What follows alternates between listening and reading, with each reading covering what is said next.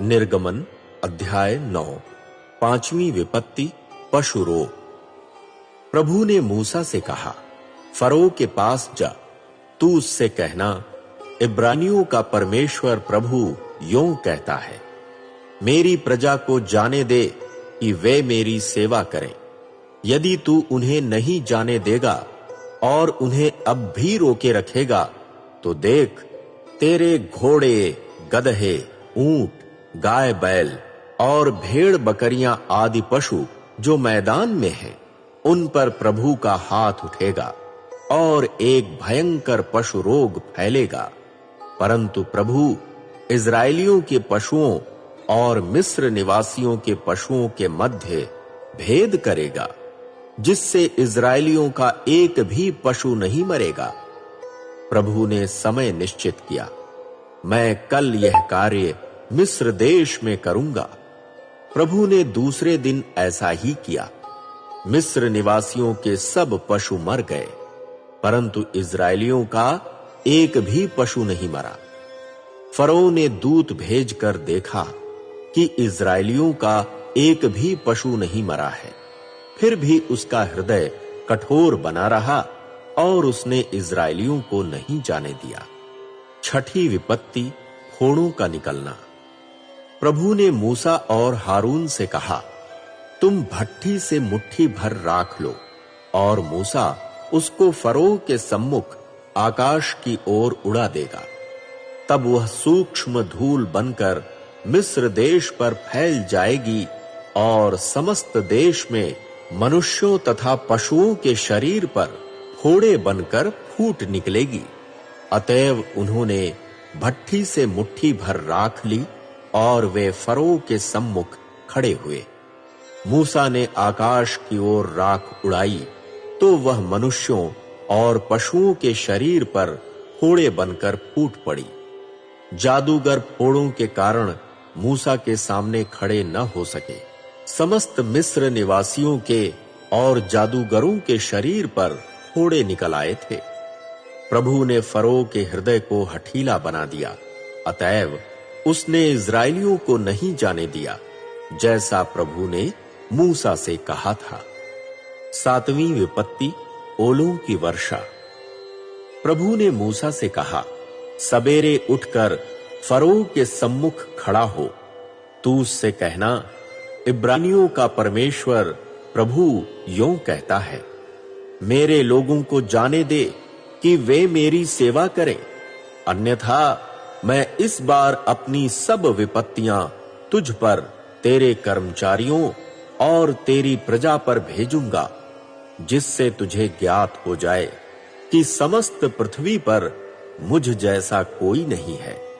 मैं चाहता तो अब तक अपना सामर्थ्य भेजकर तुझे और तेरी प्रजा को महामारियों के द्वारा मार डालता और तू पृथ्वी से मिट जाता, किंतु मैंने तुझे इस उद्देश्य से जीवित रखा कि तुझे अपना सामर्थ्य दिखाऊं, जिससे समस्त पृथ्वी पर मेरे नाम का गुणगान किया जाए।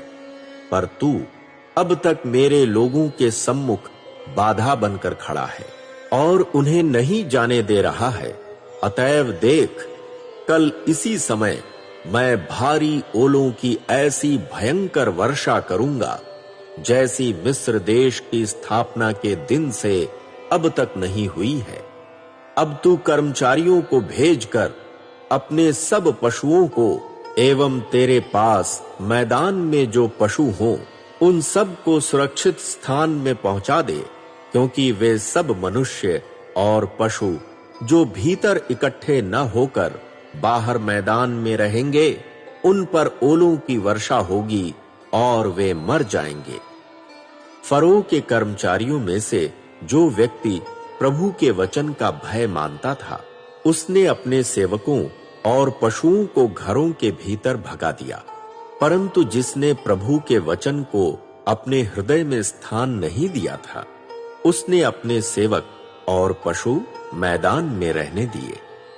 प्रभु ने मूसा से कहा, अपना हाथ आकाश की ओर फैला, जिससे समस्त मिस्र देश के मनुष्यों, पशुओं और खेतों के पौधों पर ओलों की वर्षा हो।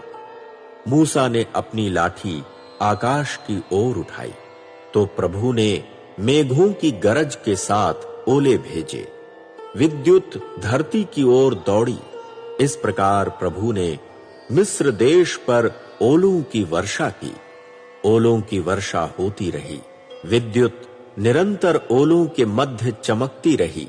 जब से मिस्र राष्ट्र बना तब से ओलों की ऐसी भीषण वर्षा समस्त देश में कभी नहीं हुई थी। ओलों ने देश के मनुष्यों और पशुओं को जो मैदान में थे नष्ट कर दिया। ओलों ने भूमि के पौधों को नष्ट कर दिया, मैदान के वृक्षों को ध्वस्त कर दिया। केवल गोशेन प्रदेश में जहां इजरायली निवास करते थे ओलों की वर्षा नहीं हुई। फरो ने दूत भेजकर मूसा और हारून को बुलाया और उनसे कहा, मैंने इस बार पाप किया है। प्रभु सच्चा प्रमाणित हुआ है, पर मैं और मेरी प्रजा झूठी। प्रभु से निवेदन करो, मेघों की गरज के साथ ओलों की अत्यधिक वर्षा हो चुकी है। मैं तुम्हें जाने दूंगा, तुम और अधिक नहीं रुकोगे। मूसा ने उससे कहा, जैसे ही मैं नगर के बाहर जाऊंगा, प्रभु की ओर अपने हाथ फैलाऊंगा, तब मेघों की गरज बंद हो जाएगी और ओले फिर न बरसेंगे, जिससे आपको ज्ञात हो जाएगा कि पृथ्वी प्रभु की है। किंतु जहां तक आपका और आपके कर्मचारियों का संबंध है, मैं जानता हूं कि आपको प्रभु परमेश्वर का कोई भय नहीं है। अलसी और जौ की फसल नष्ट हो गई, क्योंकि जौ की बालें निकल चुकी थीं और अलसी में फूल आ गए थे। किंतु गेहूं और कठिया गेहूं नष्ट नहीं हुए, वे विलंब से बढ़ते हैं।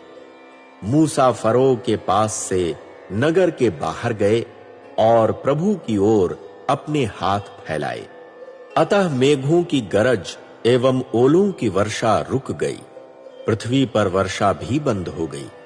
जब फरो ने देखा कि वर्षा, ओलावृष्टि और मेघों की गरज बंद हो गई, तब उसने पुनः पाप किया। उसने एवं उसके कर्मचारियों ने अपने हृदय को कठोर किया। फरो का हृदय हठीला हो गया। उसने इजरायलियों को नहीं जाने दिया, जैसा प्रभु ने मूसा के द्वारा कहा था।